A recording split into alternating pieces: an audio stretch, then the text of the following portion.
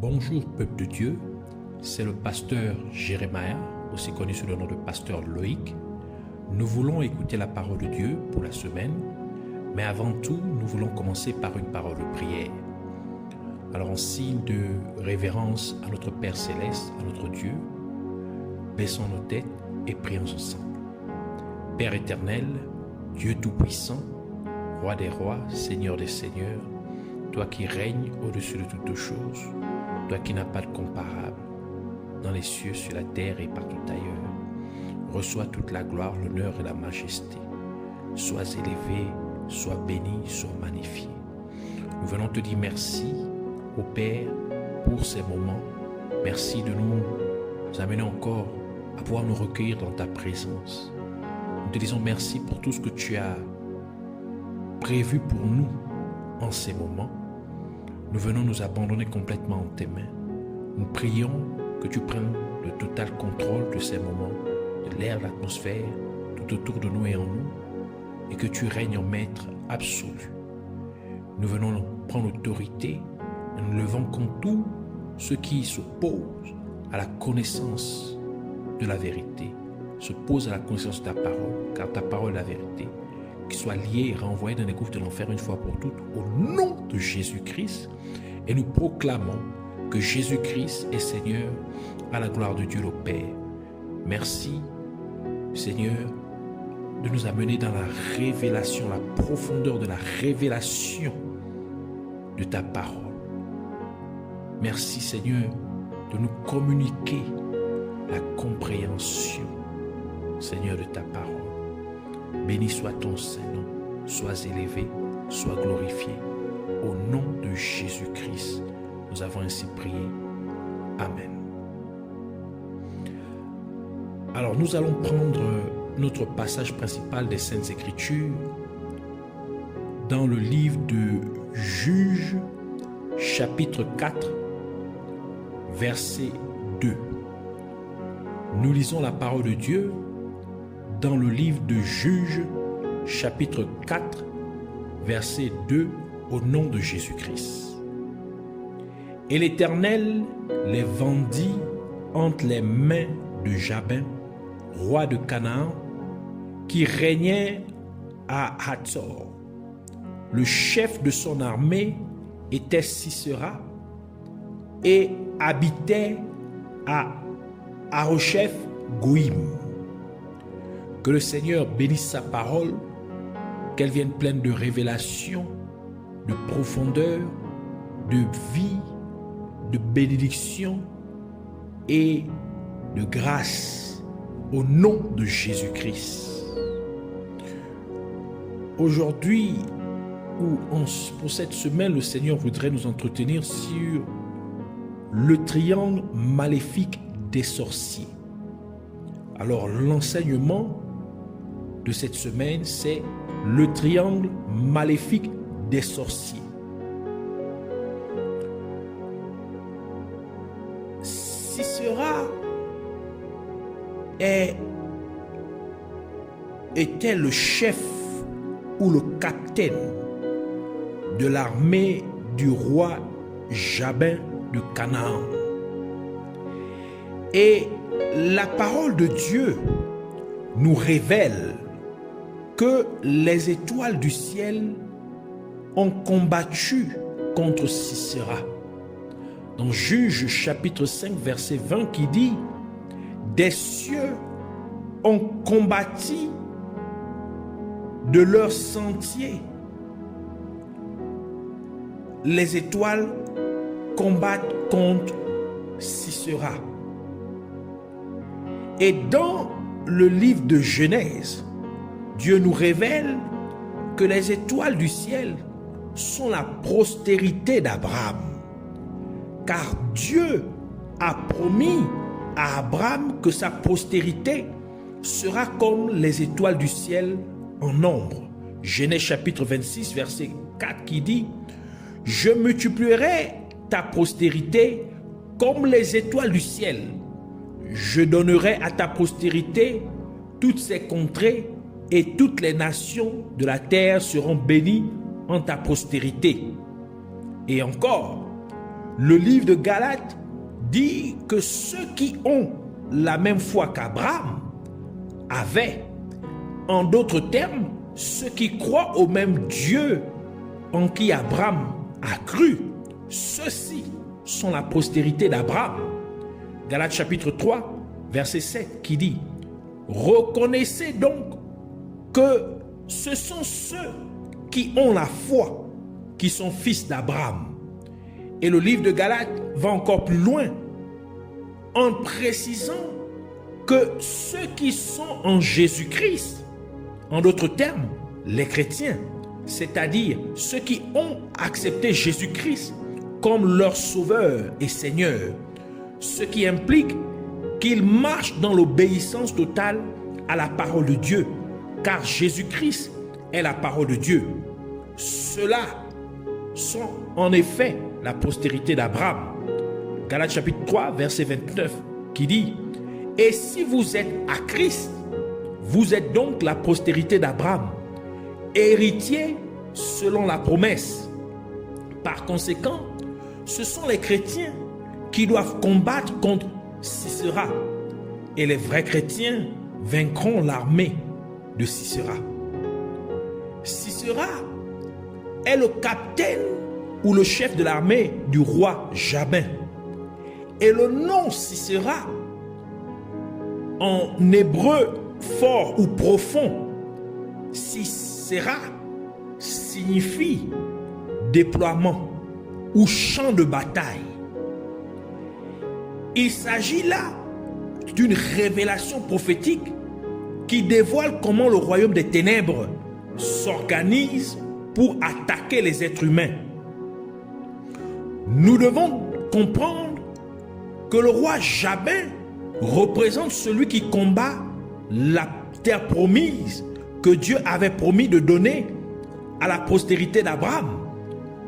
Genèse chapitre 15, verset 18 à 21 qui dit: en ce jour-là, l'Éternel fit alliance avec Abraham et dit: je donne ce pays à ta postérité, depuis le fleuve d'Égypte jusqu'au grand fleuve, au fleuve d'Euphrate, le pays des Kéniens, des Kénisiens, des Cadmoniens, des Étiens, des Pérésiens, des Réphaïm, des Amoréens, des Cananéens, des Girgasiens et des Jébusiens. Et puisque vous, en tant que chrétiens, êtes la semence ou la postérité d'Abraham, Jabin représente donc les forces des ténèbres qui combattent la promesse de Dieu dans votre vie.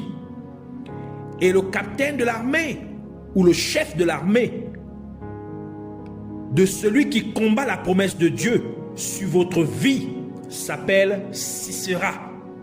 Alors que le nom Sisera signifie déploiement.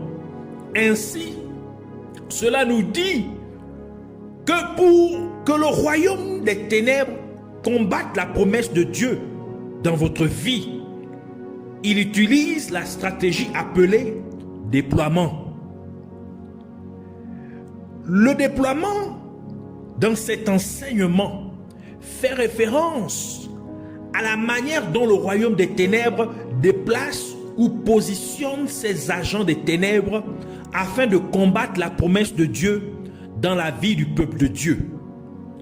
En d'autres termes, le déploiement concerne la manière dont les forces des ténèbres opèrent pour combattre la promesse de Dieu dans la vie des êtres humains.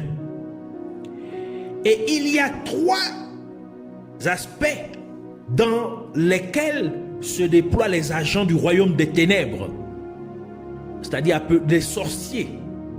Et ces aspects ou domaines de déploiement des sorciers forment un triangle. Par conséquent, il a appelé le triangle maléfique des sorciers, c'est-à-dire le triangle pernicieux des sorciers. Et c'est l'une des principales raisons que dans la plupart des sociétés occultes, ils utilisent généralement le triangle comme l'un de leurs principaux symboles.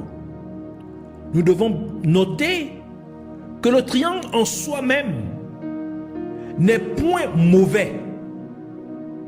Mais dans cet enseignement, nous expliquons l'une des façons dont il est interprété dans le royaume des ténèbres. Ainsi, le déploiement du royaume des ténèbres consiste en 3 aspects ou domaines qui forment le triangle maléfique des sorciers. Et ces 3 aspects ou domaines consistent à, premièrement, s'étendre, deuxièmement, se développer et troisièmement, s'accaparer.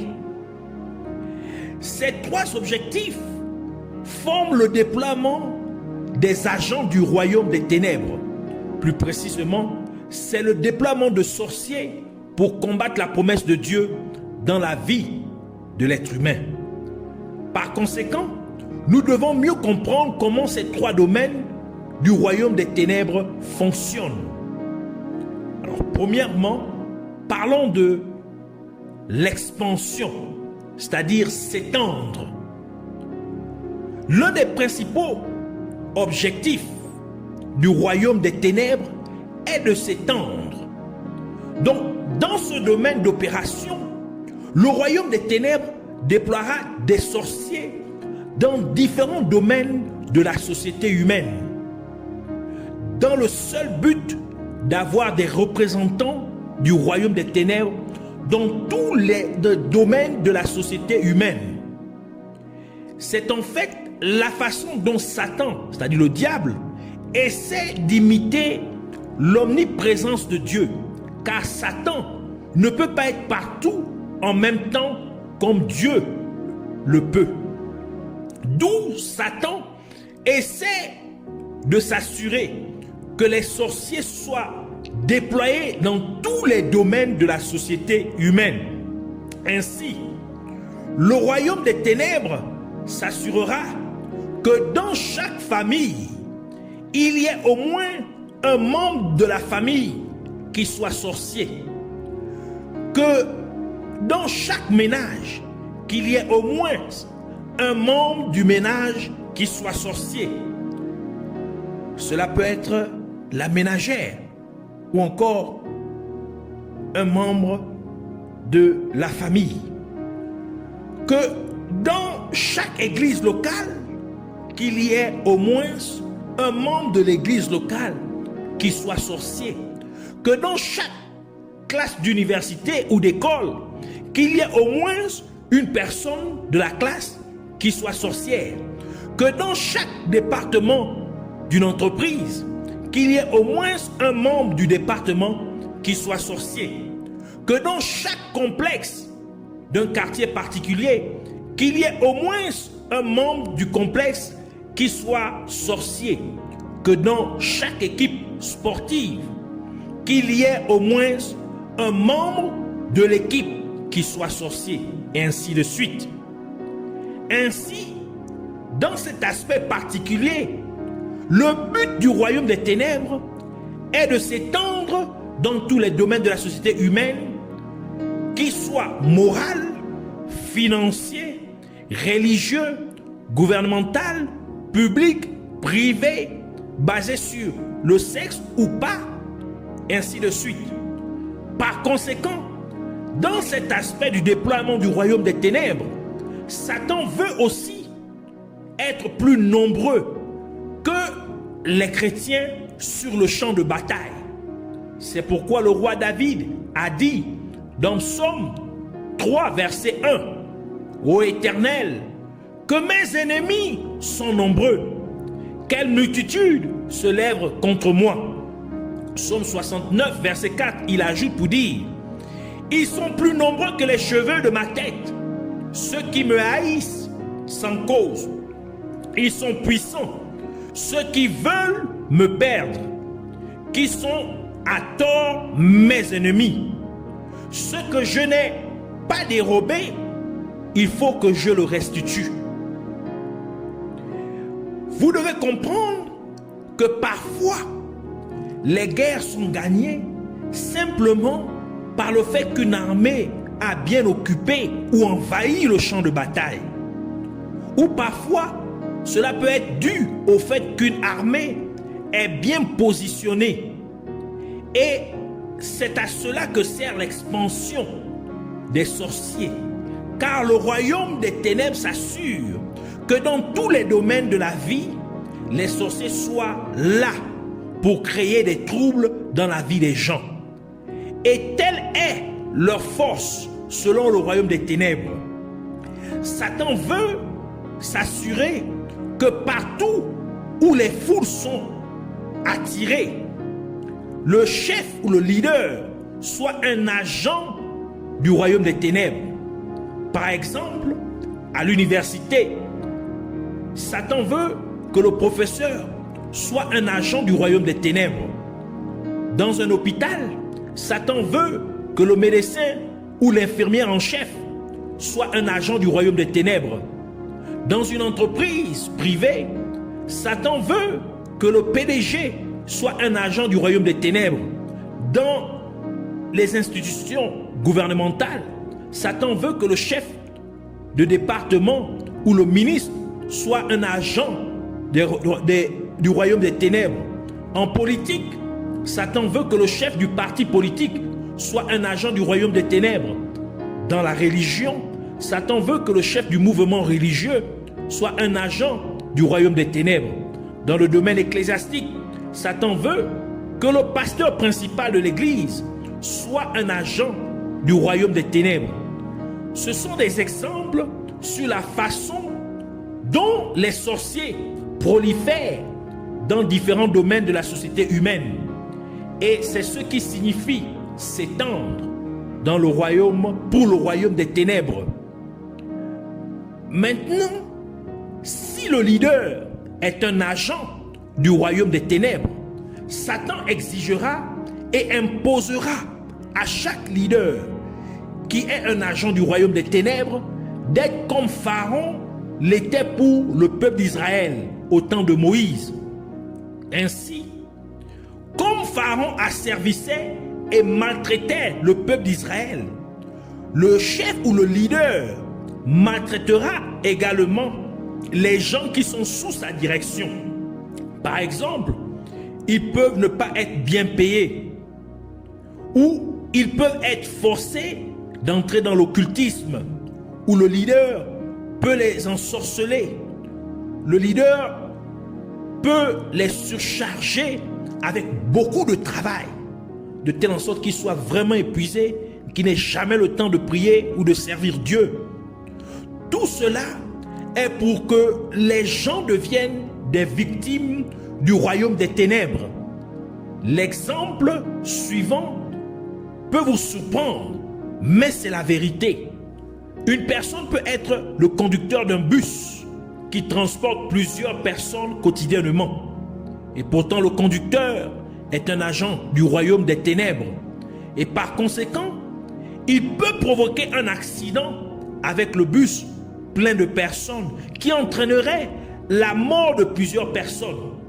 Cela serait considéré comme un sacrifice fait à Satan par le chauffeur, le conducteur. C'est pourquoi vous devez toujours prier pour tout, tel que la parole de Dieu le déclare dans 1 Thessaloniciens chapitre 5 verset 17 qui dit « Priez sans cesse ». Le triangle a 3 angles dans lesquels chaque angle a un sommet. Ainsi, de la même manière, Satan veut que chaque angle de la société humaine, que le leader, c'est-à-dire la sommité, le sommet, le chef, soit un agent du royaume des ténèbres. Maintenant, parlons du deuxième aspect du déploiement qui est le développement ou se développer. Le deuxième aspect du déploiement du royaume des ténèbres est de se développer. il y a une différence entre